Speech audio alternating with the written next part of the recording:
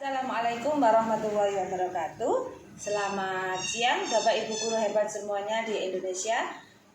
Pada kesempatan kali ini mohon izin perkenalkan, nama saya Nurul Fatimatuh Zahro. Saya berdinas di SDN Kepu Kembang 3 Peterongan, Kabupaten Jombang. Pada kesempatan kali ini untuk memenuhi tugas pembatik membuat pembelajaran yang berbasis TIK, saya akan membuat aksi nyata tentang pembuatan Google Classroom. Google Classroom ini sudah sering saya buat sebagai sarana untuk anak-anak dalam pembelajaran secara online, dan juga agar anak-anak juga bisa melihat beberapa istilahnya sumber belajar yang lain, bisa melihat link atau YouTube bisa saya tampilkan, kemudian buku modul secara daring juga bisa saya tampilkan. Kemudian di situ juga di Google Classroom juga ada beberapa petunjuk tugas yang bisa kita sampaikan ke anak-anak.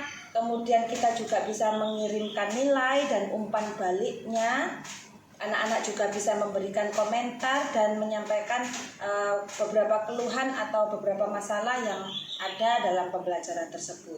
Kita juga bisa menampilkan tenggat waktu, misalkan harus dikirim sebelum jam 18, maka jika tugas tersebut dikirim setelah jam 18, maka di situ secara otomatis akan tertulis terlambat untuk diselesaikan. Dan lebih enaknya lagi, Google Classroom ini adalah bahwa nilai-nilai yang kita berikan atau umpan balik yang kita berikan kepada siswa itu nanti bisa direkam di Google Sheet ya.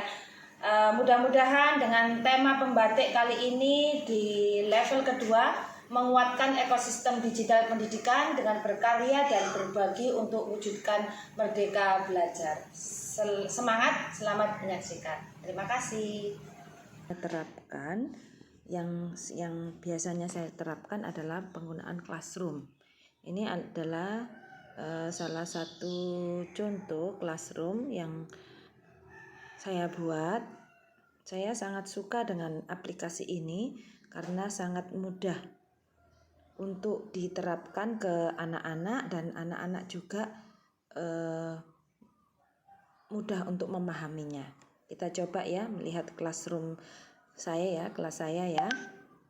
Di sini ini adalah tampilan Classroom saya. Kita lihat di sini. Nah, di pengaturan gambar gerigi ini ya, Bapak Ibu ya. Di sini kita tulis judulnya, judul Classroom kita itu mau dibuat judul apa, biar untuk memudahkan kita membuka kelas yang mau dipilih ya. Misalkan di sini adalah kelas 6A, itu adalah kelas saya, kelas 6A SDN Kepu Kembang 3 Peterongan. Kemudian nama saya Nurul Fatimatuh Zahro, kelas 6A. Mata pelajarannya di sini adalah isinya tentang tema. Kemudian di sini juga ada kode kelas. Kode kelas ini jika kita ingin membagikan ke murid kita untuk mengundang agar dia masuk ke kelas kita.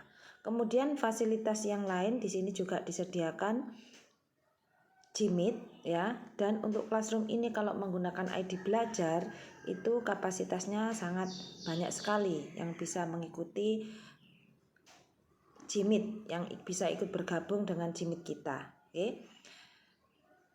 Jika siswa dapat memposting ya dan memberi komentar ya, itu bisa di dalam setelan ini bisa kita pilih di sini. Jika siswa hanya dapat memberi komentar saja, ada hanya pengajar yang dapat memposting. Ini tujuannya biar nggak terlalu banyak yang memberikan komentar ya. Kemudian di bawahnya juga ada evaluasi bagi wali kelas. Jika kita nyalakan ya, maka tambahkan semua kelas yang Anda ajar ke email evaluasi wali kelas. Saya tambahkan ya. Jika pengen contohnya seperti ini. Ya, nanti mungkin bisa dipelajari nggih Bapak Ibu. Tapi biasanya untuk evaluasi wali kelas ini saya nonaktifkan.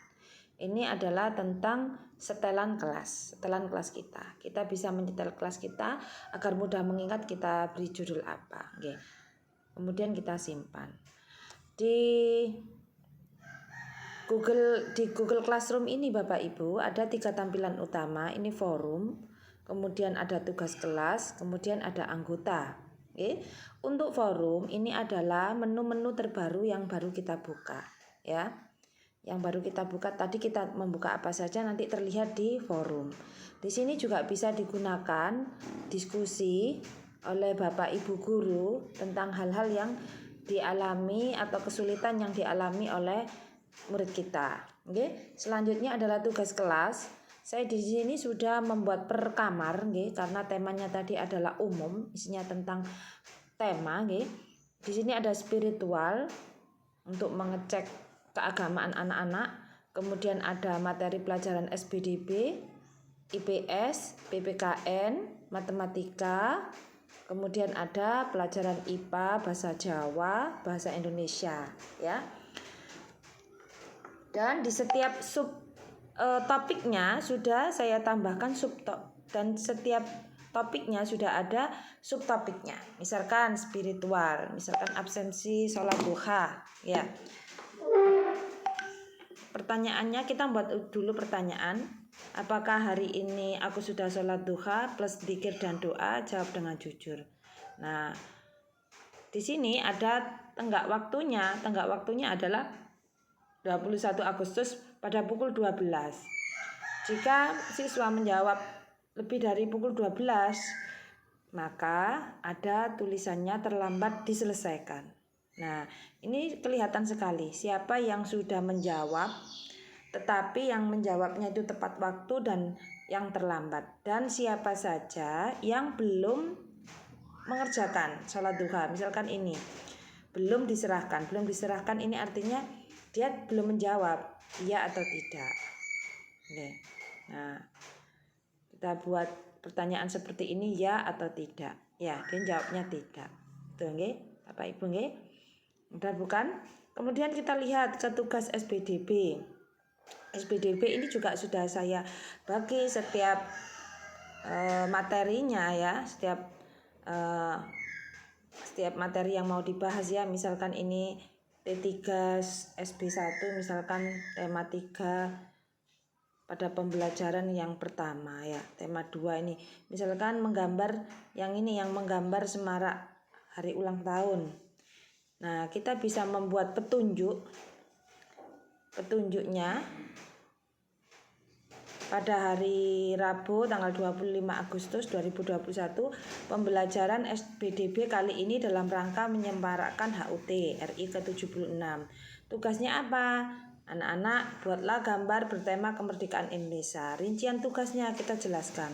Membuat garis tepi 1 cm pada buku gambar dan warnai lukisan yang kamu, jangan lupa di blok, beri identitas dan kelas. Okay. Kemudian kita kasih tenggak waktunya. Okay. Tenggak waktunya misalkan tugas itu harus dikirim sebelum jam 6 sore. Ya, kita lihat ke tugas siswanya.